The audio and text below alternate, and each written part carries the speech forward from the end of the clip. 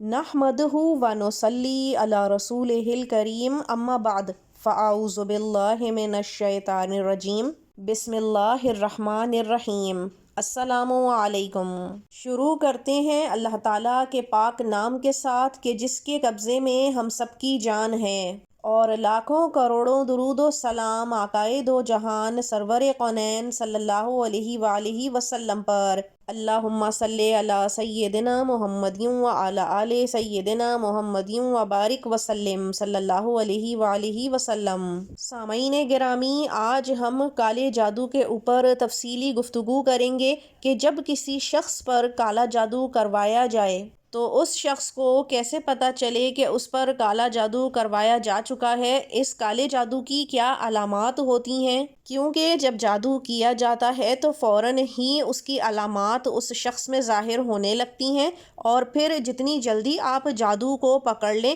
اور اس کا علاج شروع کروا دیں تو اتنا ہی جلدی جادو سے چھٹکارا حاصل ہو جاتا ہے۔ بہت سے لوگ جادو کو جھٹلاتے ہیں اور مانتے نہیں ہیں، لیکن بحیثیت مسلمان یہ دیکھنا ہم پر فرض ہے کہ جب جادو آقائے دو جہان صلی اللہ علیہ وآلہ وسلم پر کیا گیا۔ ایک اور بات آپ کو یہاں بتاتے چلیں کہ عربوں میں یہ بات بہت مشہور تھی کہ آپ صلی اللہ علیہ وآلہ وسلم جادوگر ہیں، لیکن جب ان پر جادو ہوا اور ظاہر بھی ہو گیا تو عربوں کو بھی اس بات پر یقین ہو گیا کہ آپ صلی اللہ علیہ وآلہ وسلم جادوگر نہیں ہیں۔ جادو کرنا اگر اتنا ہی آسان ہوتا تو حضرت عمر، حضرت ابو بکر، حضرت عثمان غنی یا حضرت علی رضی اللہ تعالیٰ عنہ، تو ان سب پر جادو کیوں نہیں ہوا؟ اس کے برعکس حضرت عائشہ صدیقہ رضی اللہ تعالیٰ عنہا پر بھی جادو ہوا تھا جو انہی کی اپنی لونڈی نے کیا تھا۔ یہ تو ہے دلیل اور حقیقت ان لوگوں کے لیے کہ جو کہتے ہیں کہ جادو ہوتا ہی نہیں۔ اب آ جاتے ہیں جادو کی علامات کے اوپر۔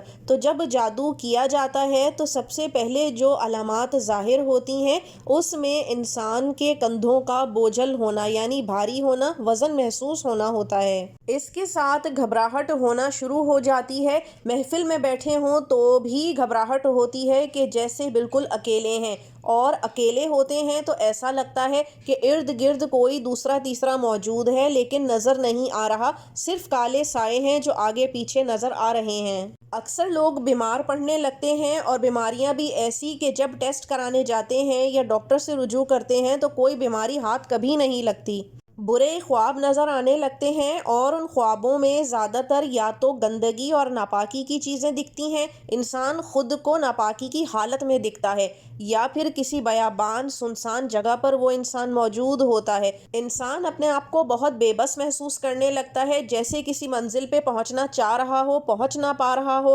ایگزام دینا چاہ رہا ہو لیکن دے نہ پا رہا ہو۔ اسی طرح خوابوں میں قبرستان کا، قبر کا یا پھر شیاطین کا گندی شکلوں میں آنا بھی جادو ٹونے ہی کی علامات میں سے ہے۔ بلا سبب چڑچڑے رہنا، یا پھر کسی بھی چیز کا اچھا نہ لگنا، اس میں دل نہ لگنا، یا پھر اچانک ہی زندگی کے تمام معاملات میں الٹ پھیر ہونا، جاب لگی ہوئی ہے اور اچھی چل رہی ہے لیکن اس میں مسائل شروع ہو جانا، کاروبار ایک دم سے نیچے کی طرف چلتے چلے جانا، شادی یا رشتے میں رکاوٹ ہونا، یا پھر بنی ہوئی بات منگنی کا ختم ہو جانا، اور آخر میں سب سے بڑی علامت یہ ہے کہ انسان کا پاک ہونے کا دل نہیں کرتا، نماز، قرآن، اللہ تعالیٰ کے سامنے سجدہ کرنا، دعا کرنے کا دل نہیں کرتا، اس کا مذہب سے دل اچاٹ ہونے لگتا ہے۔ یہ وہ تمام علامات ہیں جو یہ بتاتی ہیں کہ جادو ٹونا کیا جا رہا ہے اور اس کا اثر اس شخص پر ہونا شروع ہو چکا ہے۔ ایسی صورتحال میں جلد از جلد آپ اپنا روحانی علاج شروع کروائیے،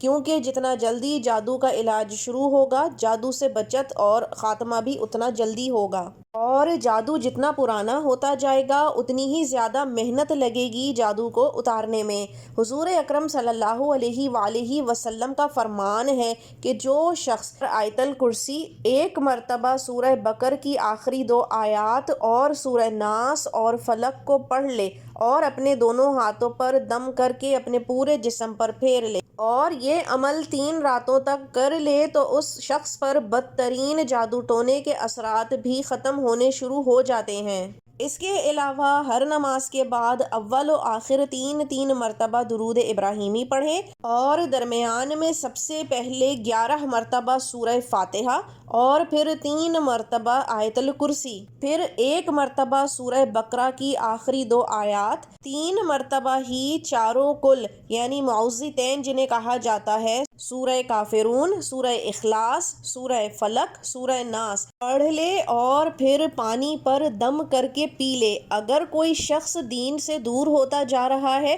تو پھر اس کا قریبی کوئی رشتہ اس پڑھائی کو پڑھ کر پانی کی بوتل پر دم کر دے اور پھر اسی سے اس جادو کے اثر والے شخص کو پانی پلائے۔ یہ عمل روزانہ کرتے رہیں۔ اگر جادو ٹونا شروعاتی مراحل میں ہوگا تو انشاءاللہ اسی ذکر سے فائدہ ہو جائے گا اور جادو ضائع ہو جائے گا۔ لیکن اگر جادو تھوڑا پرانا ہو چکا ہے تو اس کے لیے دوسرے عمل اور وظائف ہیں جو انشاءاللہ ہم آپ کو آگے آنے والی ویڈیوز میں ضرور بتائیں گے، کیونکہ بہرحال اس سے نجات بہت ضروری ہے، ورنہ یہ تمام معاملات ایک انسان کو قبر تک پہنچا دینے کے لیے کافی ہوتے ہیں۔ یاد رکھیے کہ جادو کرنے والا اور کرانے والا دونوں ہی دین اسلام سے خارج ہیں۔ اب ہمیں اجازت دیجیے، اگلی دفعہ تک کے لیے وآخر الدعوانا ان الحمدللہ